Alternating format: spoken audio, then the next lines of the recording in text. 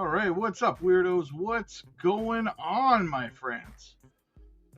Another day, another dollar. Bitcoin can't decide what it wants to do after Powell has another speech today. We're going to get into it, guys. We got a lot to dive into. Once again, it's going to be another longer one, guys. Let's get into it. Let's get into the chat. What do we have? A couple super chats. Kev says patience will pay off soon enough, everyone. Thanks, Rob. Hey, I got your back, brother. I got your back. Ramona says, hit the likes on your way in. Absolutely, guys. Smash them, whack them, crack them. Hit those likes. Big Kev dropping that cheddar. He says, good morning. With so much fear and uncertainty in the markets, I think things are about to melt faces and shock everyone. Let's go. As Gary says, LFG, and he's taking Pico with him. Absolutely, guys. Absolutely. One of the biggest catalysts, or I don't want to say catalysts, but one of the biggest kind of bullish metrics that I notice, guys, is when you start to see people in the chat, in the comment section, over on X, everywhere, you start seeing the comments, there's not going to be an altcoin season, the bull run is over, we're going into a bear market. When you start to see those people, those are who we classify as the paper hands, the weak hands, the emotional investors, right?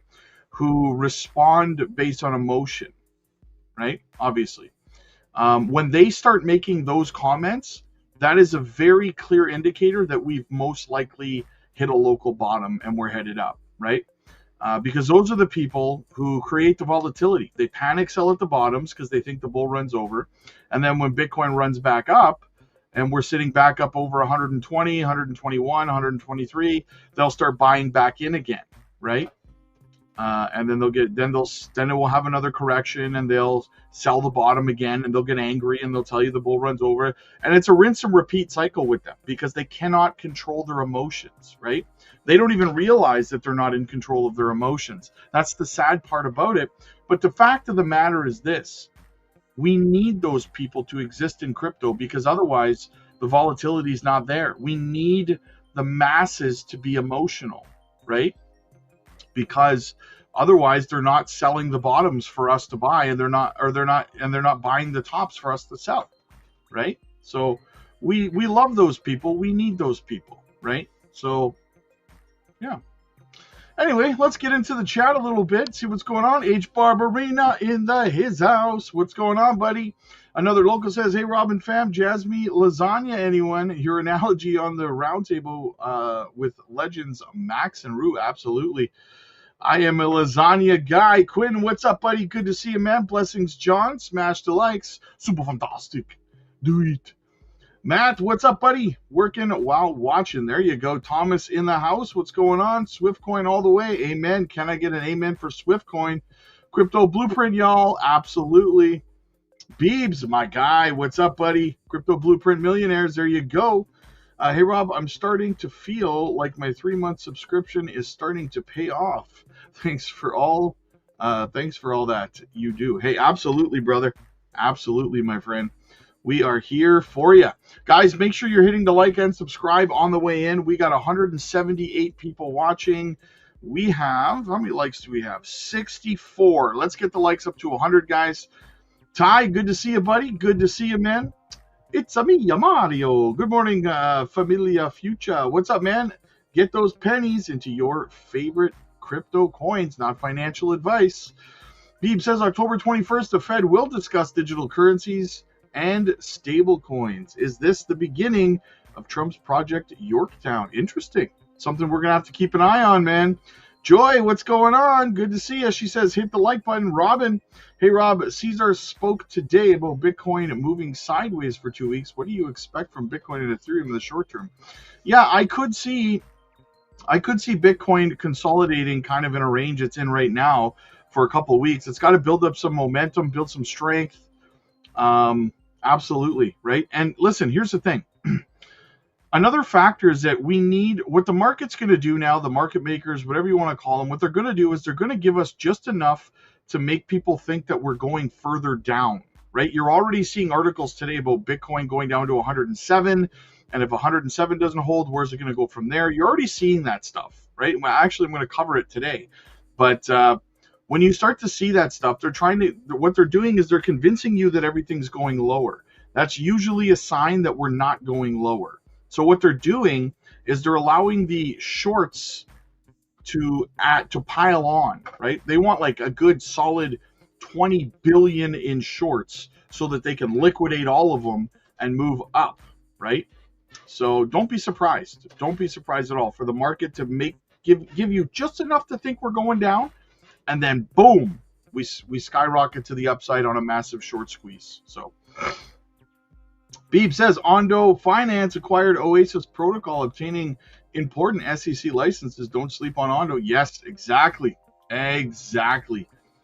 Big C, what's up, man? Been stocking up on crypto and precious metals. Yeah, got to get those maples, brother. Ray, what's up? Help the channel and smash the likes. Absolutely, Gamecast. I'm still here, Rob. Don't get to comment much because of work. Please hurry with the Nadix video. I'm sitting on 7 million. Yeah, it's on my list. The Nadix video is on my list to do. Big C says, hit the likes. There she is. Gamma Goddess in the house. She says, hope everyone's doing well. Let's stay focused and get this money. Brave Heart, the financial future of LFG and Pico investors. Bullish. Absolutely. Jake the Snake, when I scream Jasmine at people on the street, they never know what I'm talking about. Like the prophets of old. Harasan has our backs. Yes, that's coming up fast, guys. I am excited.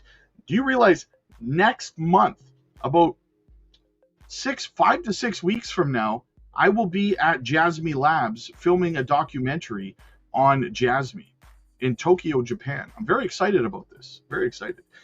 If you didn't know, if you're new to the channel, make sure you hit the like and subscribe so that you can check out. It's going to be a 2 to 3 part documentary series covering my visit to Jasmine Labs. I was fortunate enough that Hara invited me down to interview and film inside Jasmine Labs and stuff. It's going to be a great time. What do we got? BBP still holding ZBEC and XRP from the bottom. There we go.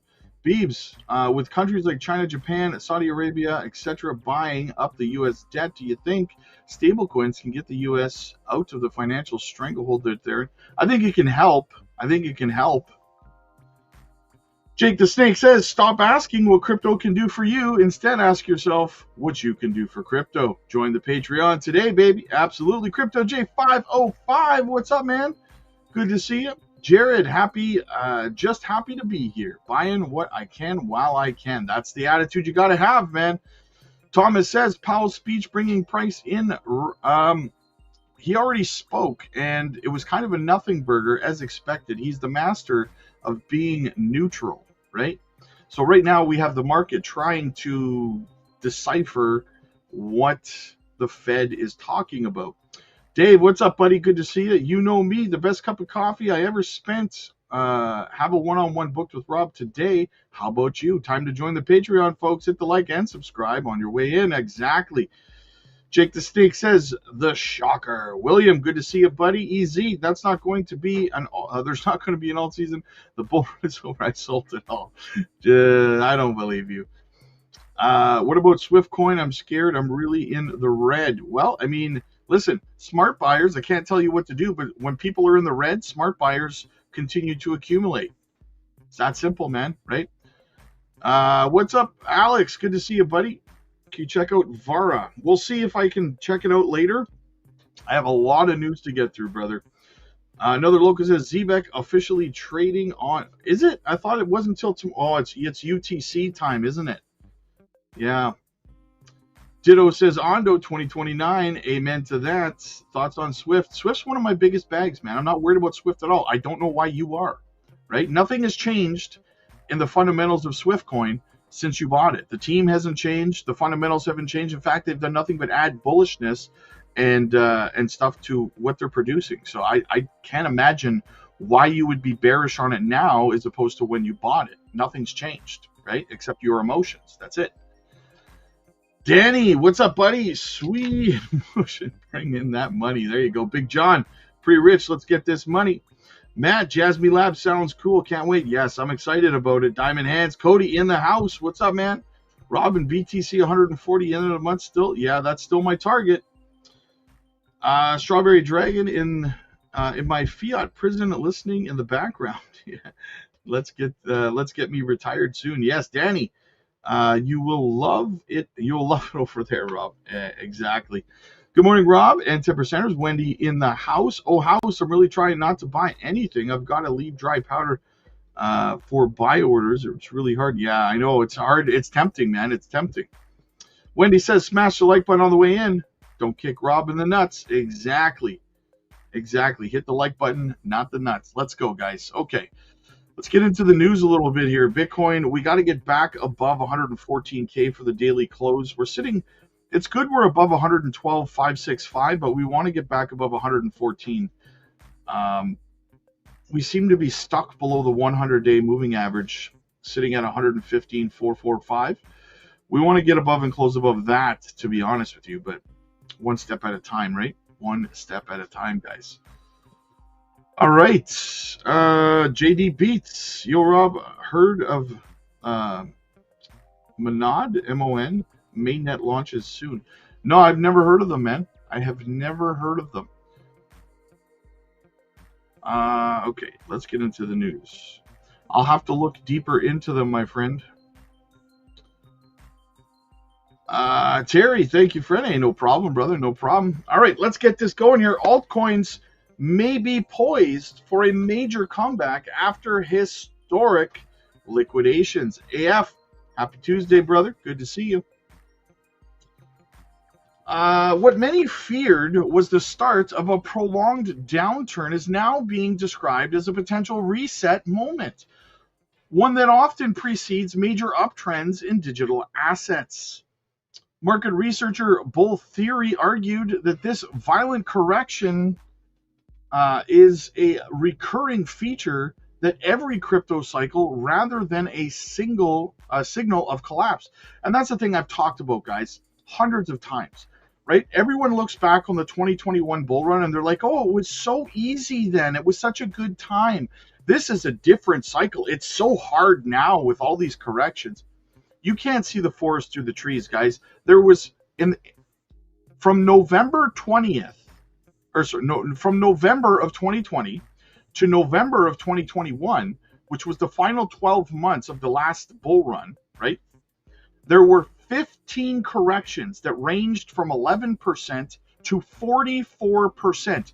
I would say an average of about 25% across 15 corrections in 12 months, okay? It wasn't as easy breezy lemon squeezy as people seem to remember. You just don't remember the red days and all the turmoil years later after you've made life-changing wealth for yourself. You look back on it like it was easy, and this time it's hard. So it always seems harder when you're going through it, but when you look back on it, you know, it seems like it was easy. I don't know. Anyway. The analysts compared the recent wipeouts to the March of 2020 pandemic crash and the May 2021 slump. Both, the 2021 slump is the 44% correction I was talking about, right? In 2021, Bitcoin had corrected 44% in May. Could you imagine? We just saw Bitcoin correct like 8%, 8.5% on the daily candle close, right? And people freaked out and lost their minds. Imagine how these people would respond to a 44% correction on Bitcoin if they can't handle an 8.5% correction, right? Yeah, doesn't sound so easy now, does it? 2021. Both of which saw the market rebound dramatically within months. Each steep decline felt like the end of the cycle, yet every one marked the beginning of a major recovery. Altcoins endured the worst of the sell-off as leverage evaporated across exchanges. Tokens like Solana, Dogecoin, Cardano, Chainlink, and XRP plunged between 18 to 30% within 24 hours. Still, some analysts believe the pullback could ignite a new rotation into smaller cap assets once selling pressure fades. Trader Ash Crypto recalled that after the 2020 crash, altcoins skyrocketed as market sentiment flipped from fear to greed. We saw projects gain 25 to 100x back then, a reminder that deep corrections often plant the seeds for future rallies.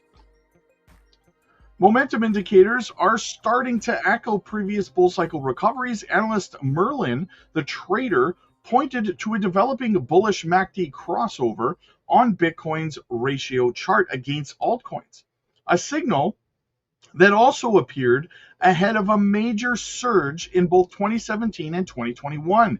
If history rhymes, the setup could be a technical confirmation traders have been waiting for.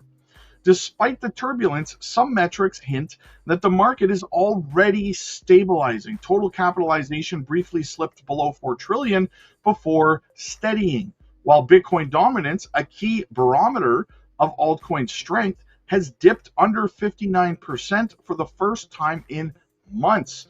That decline often precedes phases where capital rotates from Bitcoin into higher risk tokens. If analysts are right, the recent chaos could soon give way to a broad-based recovery, one that marks the start of a new chapter for speculative altcoins and the third major alt season in crypto history. Are we about to see something absolutely face melting? Sorry guys, my throat is, I'm losing my voice for some reason. Big John says, Zebek, absolutely. Benjamin, good to see you, man. Wiener, oh wow, check out the Russell. Maybe closer to the end of the stream, I'll see if I can do that. Oh, how it's Rob, please, I want a 40% correction to buy more. Oh, that would be so amazing, man. And he says, my dude, 50 push-ups on hold, broken ribs, excuse, but more manning up. You have to do squats then, brother. You have to do 50 squats. There you go. No cop-outs. All right, let's segue over to Squawk Box and see what's going on over there, guys. WF Capital in the house. What's going on, buddy? I see you. I see you perping. Keep moving forward. Still think Myriad at 40 cents plus? Yes, I still think that it's possible, man. I have not, none of my prices have changed as of yet. So, all right, we're going to be relying on Chinese rare earth minerals for quite some time, says Ben Imans. Let's check it out. Of U.S. rare earth miners jumped yesterday and have been on the move for the past month. The sector getting an initial boost after President Trump threatened tariffs on China, and J.P. Morgan Chase yesterday released a $1.5 trillion plan, including up to $10 billion for critical mineral investments. Yesterday on Squawk Box, Wharton's Jeremy Siegel told us that, in his words, it is scandalous that the United States doesn't have a rare earths reserve. Joining us right now is Ben Emmons. He is FedWatch Advisors founder and CIO. And Ben, right about the time Jeremy was saying that, I was reading through a note that you put out yesterday that really shed a lot of light on how we got to this position and some of the roadblocks that would need to be removed before we can fix it. And I was hoping you could kind of walk us through that. Thank you for being here this morning. Absolutely, Becky. Thank you for having me, and good morning. Well, you know, we had rare earth mining in 2002 in the mountain passes, let's say the only mine really active at that time. And China was already producing a fair bit of rare earths, but was dumping it out there on the global market. So the price of rare earth mining went down significantly, put that mine out of business. And so we stopped doing this rare earth mining altogether. And I think if you look back at that decision, obviously there was a very strategic mistake, if you will, because today we're dealing with a shortage of rare earths that we critically need, particularly for military equipment. So if you kind of walk forward now from where we are today, that the US maybe produces about 1 or 2% of the actual amount of rare earths that it would need to match what China produces today, which is about 270,000 metric tons annually. And then importantly from that is actually what they call the heavy rare earths, which are needed for military equipment.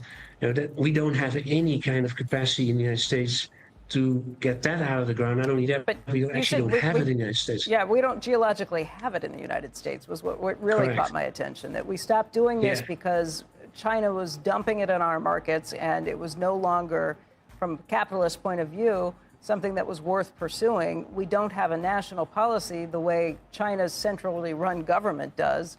So we got caught off guards by that. But even if we wanted to ramp things up, we don't geologically have the heavy rare earths. And those are the things that are important for defense. So what do we do about that? What are the options? Well, maybe a few, as we don't have it here, then we have to go elsewhere. So Greenland has been a focus because that holds about 38.5 million of unexplored heavy rare earth deposits. And the White House has put out some ideas about this compact of free association with sort of a special status agreement that they could perhaps go to Greenland without taking its sovereignty, and then in exchange with Denmark for some infrastructure investment, start doing this rare earth mining exploration. But as you say, it takes really time to actually get that sufficiently out of the ground. The estimates are anywhere from 7 to 10 years to have a mine fully operational and to produce what we actually need. So we're going to be reliant on Chinese rare earth minerals for quite some time. Yeah, there is a Defense Act. Under the National Defense Authorization Act, the United States has to eliminate Chinese-sourced rare earths from all defense magnets by January 1st of 2027. How long does it take to find another source for that? Are we going to be able to do that? I'm not sure we actually will, Becky. I'm afraid that this is kind of a difficult situation. You sort of analyze the data, right? It's like they want to remove it by 2027, yet it's drastically needed because the Pentagon has stockpiled some of this. But by estimates, it's running out by sometime around that time, 2027, 2028. And so you're going to have to go to Greenland and mine it there. And as I mentioned, it takes a long time.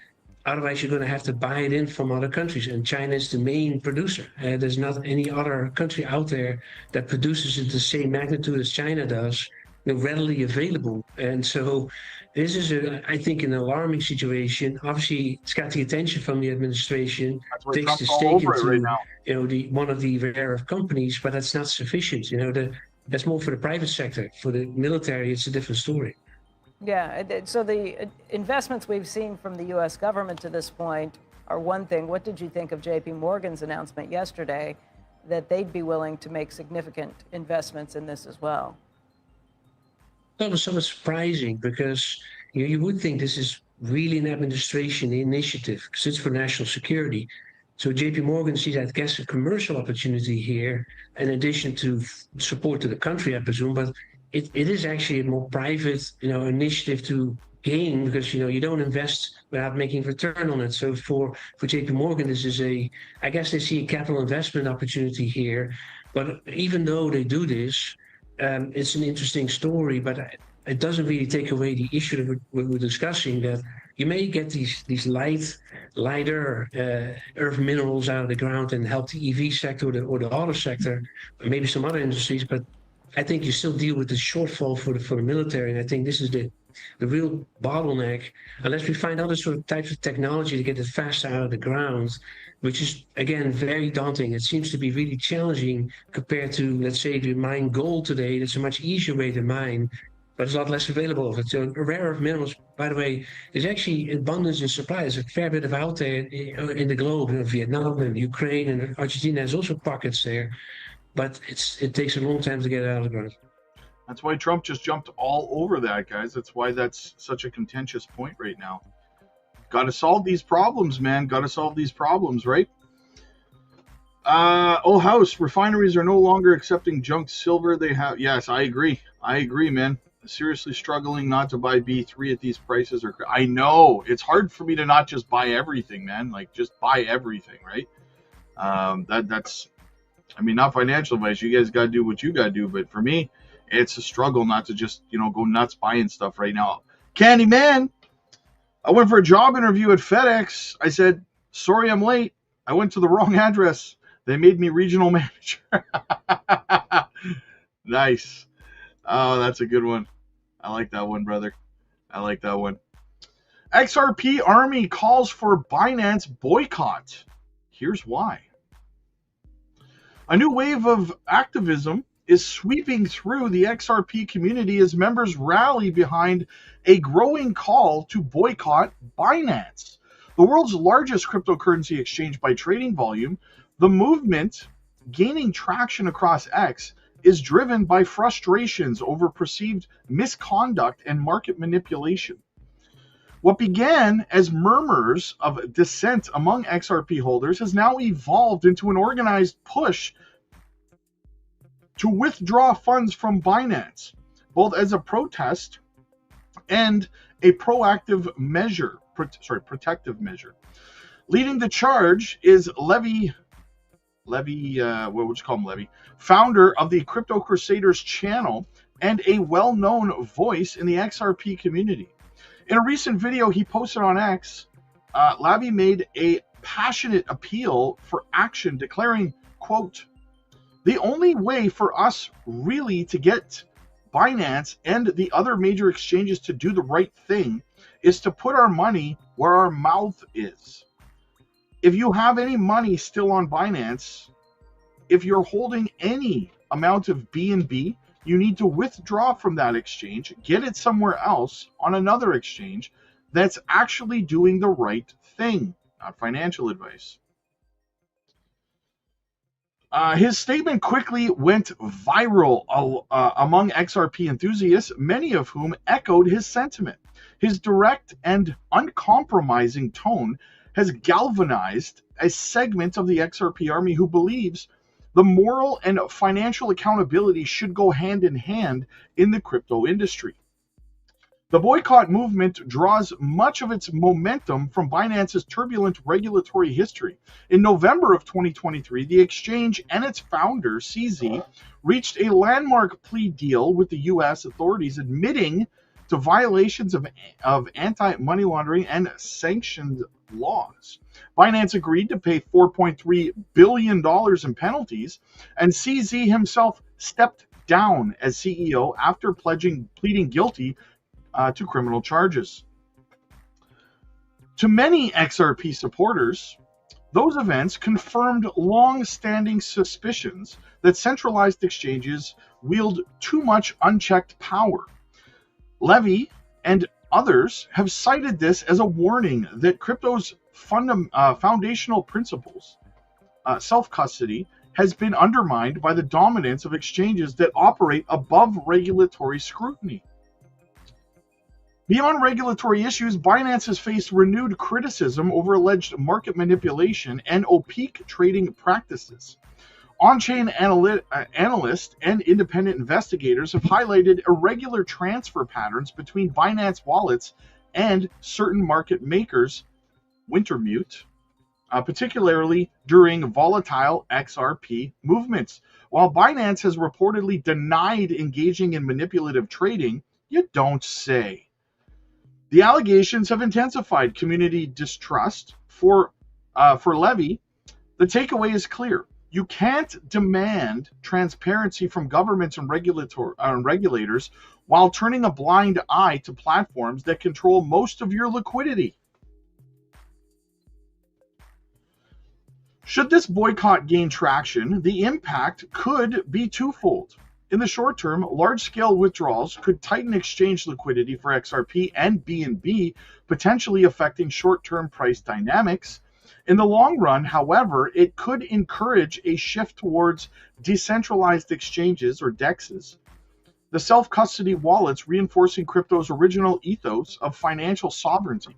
I personally use only self-custody wallets, and of course our channel sponsor, Decent Biometric Wallet, is the one that I choose. Levy's rallying cry is ultimately about reclaiming control. It's time to stop complaining and start acting, he said.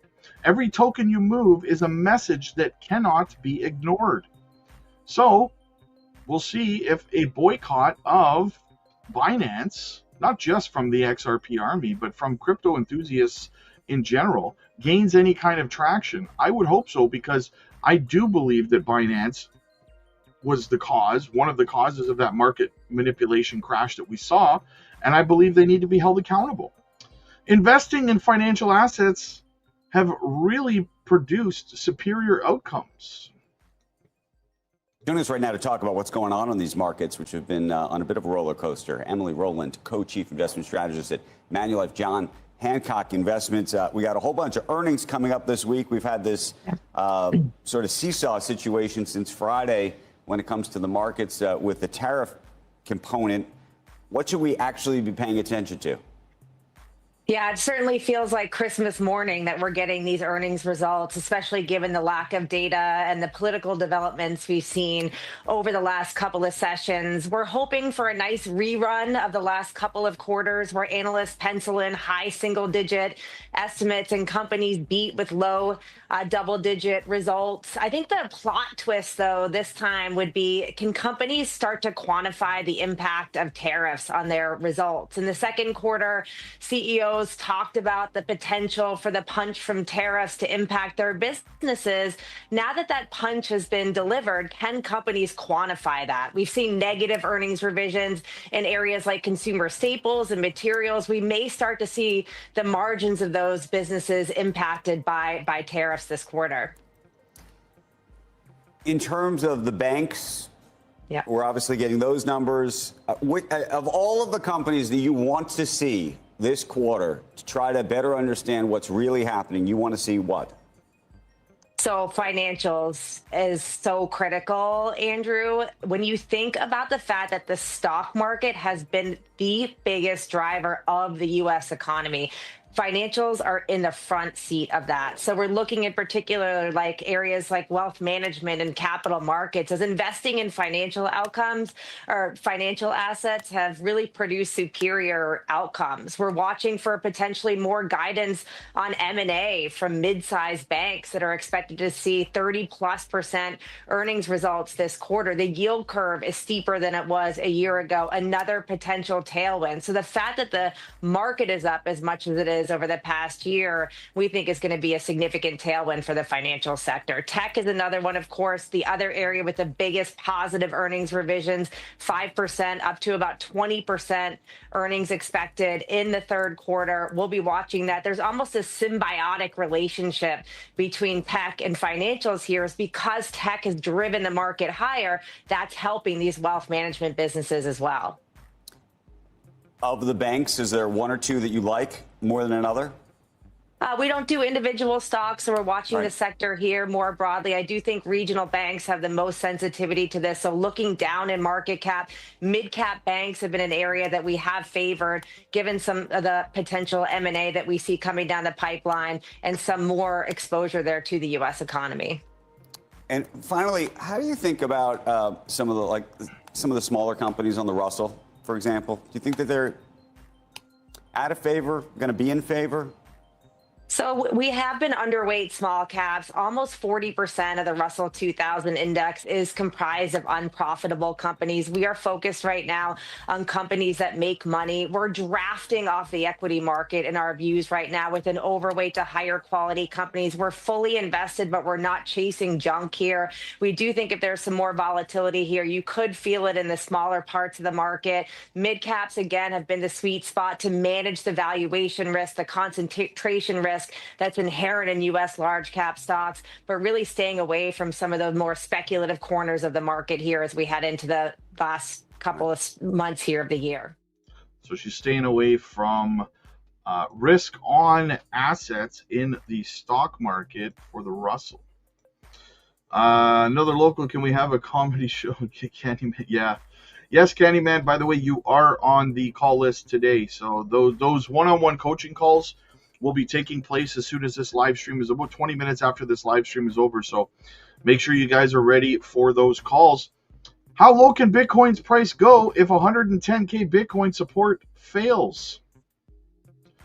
Bitcoin's rebound after a major weekend plunge showed signs of fading on Tuesday. The top crypto dipped 4.65% to around $110,000, mirroring a global equity slump after China imposed restrictions on 5 U.S. firms linked to South Korea's largest shipbuilder, warning of further retaliations. Bitcoin's 110K level is repeatedly flipped between resistance and support in 2025. Earlier rejections triggered a 19 to 30% decline, while post-July rebounds from this zone fueled a 12 to 15% rally. Let's examine how Bitcoin could go if 110K support fails. And like I told you guys earlier in the stream, these kind of pieces, these kind of articles, to me are a metric that they're trying to convince you we're going lower so that people pile on their shorts and then we get a short squeeze and we go higher instead. Not financial advice, right? Multiple analysts suggest that the odds of Bitcoin's price declining towards $100,000 increases if 110K support level fails to hold. That includes a giant bullish channel highlighted by chartist BitBull, which showed BTC's price fluctuating inside the broadening wedge, as you can see on your screen. As of Tuesday, Bitcoin was in the middle of a correction stage after testing the wedge's upper trend line as resistance. Historically, such corrections exhausted near the channel's lower trend line, which coincided with 100,000 to 103,000. This region also aligns with Bitcoin's 50-week exponential moving average and the 1.618 fib retracement line, lending technical weight to its potential target zone. So will we retest the 50-day moving average? Bitcoin is now trading below the it's now trading below a 0.5% standard deviation, near 119,000. No, it's not. It's trading at 112,800. The MVRV extreme deviation of pricing bands is an on-chain model that tracks how far the current market price deviates from Bitcoin's fair value based on what most holders paired for their coins, the realized price. Historically, when Bitcoin loses that 0.5 band as support, it tends to revert towards the mean band, which is the yellow band on your screen, right down here, as you can see. A similar mean reversion phase occurred during the December 2024 to April 2025 correction, when Bitcoin dropped from that level 66,980 to 53,900 before rebounding sharply. This fractal suggests the current setup may simply be another cooling off phase, while the broader bull market within the broader bull markets, a retest and shakeout of access leverage and overheated valuations before the next leg higher, which we are doing. We're shaking out those longs, but I think we are allowing the shorts to build up here, guys, and then we're going to see a big short squeeze, just like we saw the long squeeze to the downside. We're going to see a short squeeze to the upside in rather short order. We could consolidate for a week or two, though. That's perfectly normal. We could see some dips and stuff, and in the meantime, I'm going to be buying every little bit of it. Every little bit of it. All right, what else do we have? The government shutdown updates. Let's check out what is the latest and greatest. They enter week 2. Now, with more on the impact of the shutdown, Libby Cantrill, PIMCO, head of U.S. Public Policy. We could go down the list of things to talk about. I guess the latest I saw was that President Trump said some of these agencies are not coming back. If Democrats take a note of the possible negative effects on them from keeping it closed? Yeah, I mean, I think that just in general, both sides think that they have a winning hand here, and our expectation is that the government may stay shut down at least until November. We may actually go into Thanksgiving with a government shutdown. Republicans have, rightly said that they have passed a funding bill that historically Democrats have supported, a clean funding bill at current levels.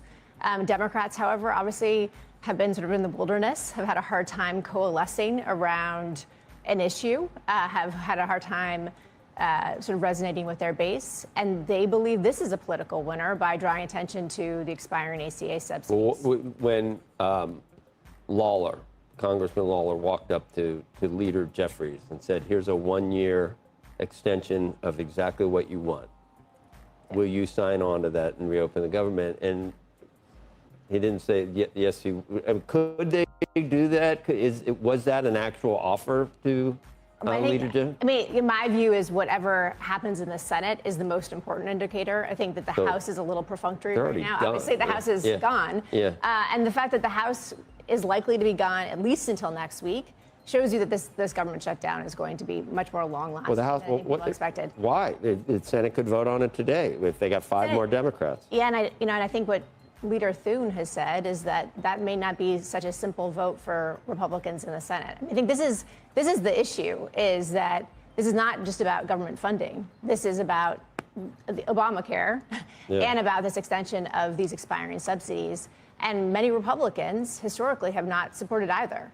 And so this is not something that is going to be super straightforward for the Republican leaders in order to get passed. So this is why, again, kind of all signs are pointing to, from a market's perspective, all signs are pointing to a much more prolonged shutdown than what people expected. And that obviously has then nonlinear economic impacts the longer this lasts. So the Senate soon might not be able to promise that we'll do something with the subsidies, because he might not have the support with Yes, and this needs, and this needs 60 votes, both the funding of the government, but also the ACA subsidies. And so this is, again, this is not going to be straightforward. We've been, sort of warning our clients into the, before even the fall, in the summer, that should the government shut down, there was no sort of natural catalyst for it to reopen. And that is proving correct. Now, again, I think the market is sort of shrugging this off. This is not a big deal. But, our view is that the longer this occurs, the more that you have 1.5 million people not getting paid. Well, the military CPI data collection's not happening. I mean, this starts to actually have an economic. Should Trump have found a way to, the president have found a way to pay the military, or if they weren't getting paid, would that put more pressure on Democrats to come to the table? I think he just made the calculus that it's better to not play politics with the military. With the military, probably a good political choice as well. But yeah, I think that's probably what the calculus is. I think there's some questions about, can he actually reappropriate some of this tariff money to pay for this food, supplemental nutrition program? I think there's, maybe some questions about that. Again, is anyone going to litigate that? You can't just take longer to litigate it than hopefully it'll take the government to reopen. Well, yes, I know, and we're not trying to be Chicken Little here, but again, they're just, the political incentives are such that both sides are quite dug in, and that's pointing to again a much longer shutdown. Okay, so let's talk about that. The assumption that the government was going to reopen is one that we've all been victim to, that we've all kind of played along with. Yeah. You saw things otherwise. The assumption that something would get done with the healthcare vouchers was also something that people are making. You think that's not the case? Because those two things are both pretty big headwinds. I think any sort of resolution to this is going to require some sort of compromise on healthcare. It's just a question of how long it takes to get there. And maybe it is just a one-year extension. Again, I would sort of discount what the folks in the House are saying. I think that all of the action is going to be in the Senate. And the Senate is back in session. The House is not back in session. So, again, it's not to say that this is completely out of touch or out of reach here. But, again, it seems like it's going to take longer to actually get it. When is that No Kings rally that's coming? Is it? I don't have it on my calendar. It's not. I'm not sure when that's happening. I believe I know. I think it's Sunday. Is it Sunday? And then I think is it getting ready this weekend? Yeah, exactly. No, I was kidding. That was funny though, right? Kind of funny. Kind of funny. But again, I think is there something to it that Schumer and others don't want those people coming into town if they've caved? And they want, because you said yes. I mean, yes. What do you mean? You know better than I do. No, I don't. So this is, this is a softball? Totally. You said they're in the wilderness and they're waiting for these left crazies to come in and to be able to say, we're standing. Those are your words, not mine. I think you already said that they're in the wilderness and it's all political. Well, I'm trying to be nice. Look, there is still obviously a lot of debate within the Democratic Party about the loss in November and what was the catalyst last November. This is the one kind of issue that voters really care about. If you look at the sort of the top issues that voters actually vote on, healthcare is always in the top 3. So they are sort of making the political calculus that even though it's inconvenient for the government to shut down, and again, I think as a markets practitioner, we're just worried about these sort of nonlinear effects, both in terms of data collection, in terms of consumption behavior. Also, you're already having some headwinds to the economy going into the end of this year. It's not good to have all those videos of the same Democrats talking about they would never, if Republicans shut down the government for this, it's the worst. They're the worst human beings on the planet for what they're doing to the government. No one's going to fix health care in the next week. In 3 weeks. Yeah, but You need to get the government open, and then, I'm sorry, then, Republicans are in charge. Then you got to work with the other party. I'm sorry. And Joe, as you know, it's a big, mean world out there. On how things are, not how they should be. I mean, I think that this is going to be, this is intractable. And as a result, pointing to a longer shutdown. Yeah, shutdowns solve nothing, guys. They solve nothing. You can't work. You can't solve anything, right? What else do we have? Alfredo, what's up, buddy? Good to see you, man. Fed Chair Powell sounds alarm on jobs while holding the line on rate cuts. Federal Reserve Chair Jerome Powell reaffirmed a measured stance on monetary policy, suggesting the central bank is slowly transitioning away from tightening conditions, but remains cautious about cutting rates too soon. Speaking on Monday, Powell noted that while inflation has eased, I think they mean Tuesday, not Monday, has eased from its peak, it continues to hover around the Fed's 2% target. And that's the risk to employment, and that the risks to employment have begun to increase. Quote, the downside risk to employment appears to have risen, Powell said, adding that the Fed will continue making data-driven decisions as it navigates the balance between climbing inflation and supporting the labor markets. Powell also addressed renewed scrutiny over the Fed's reserve $7.4 trillion balance sheet following comments from Treasury Secretary Bessent, who criticized the central bank's post-2008 expansion. Defending the Fed's approach, Powell argued that any adjustments would be deliberate and measured, emphasizing the value of the current ample reserves model that allows rate control without daily interventions.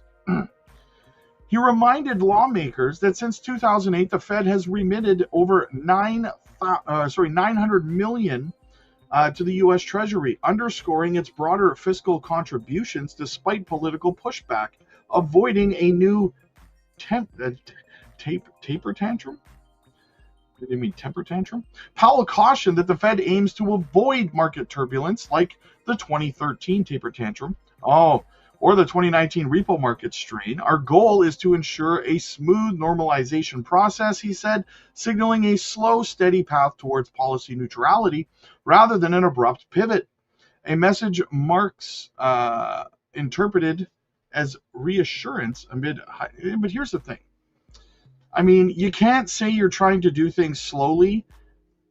You don't want to be too aggressive one way or the other and then not cut rates for almost a year. That's too aggressive in one direction, right? So which one is it? All right, what else do we have? That's right, baby. It keeps going. Bitmine expands its Ethereum holdings amid market volatility. Bitmine, led by Tom Lee, purchased 202,037 Ethereum for $827 million, capitalizing on market volatility to expand its Ethereum holdings. The acquisition highlights institutional confidence in Ethereum, potentially influencing market stability and encouraging similar strategies amid current volatility. Bitmine had acquired 202,037 Ethereum for $827 million during the market downturn. The purchase was influenced by market volatility. So basically, the market crashed. Bitmine, not being emotional, purchased a whole crap load of Ethereum, while retail investors who were panicking were happy to sell them that Ethereum at a loss. So, very bullish. Tom Lee has made me very, very bullish on Ethereum long-term projections. And of course, JP Morgan plans direct crypto trading for clients, but delays custody services. JP Morgan Chase is developing infrastructure to allow clients to trade cryptocurrencies directly through the bank, even though they tell you that crypto is a bad investment and a pet rock. Now they want to collect fees on trading on their platform. Very interesting. Like I said before, never trust Jamie Dimon, never trust JP Morgan. They have been wrong about crypto more times than even artificial intelligence can keep track of. So that's that for that. I was going to get into the whole Godza thing, but we're not going to dive into that today. We're already well over an hour. So let's go have another look over at the Bitcoin chart before we get out of here. All right, so sitting above 112,565 still, $113,050. The daily close we're looking for is above 114,000. That's where you want to keep your barometer today, guys. I got to get over to the Patreon. I have some one-on-one coaching calls I got to take care of over there. Get over there, book your coaching call today.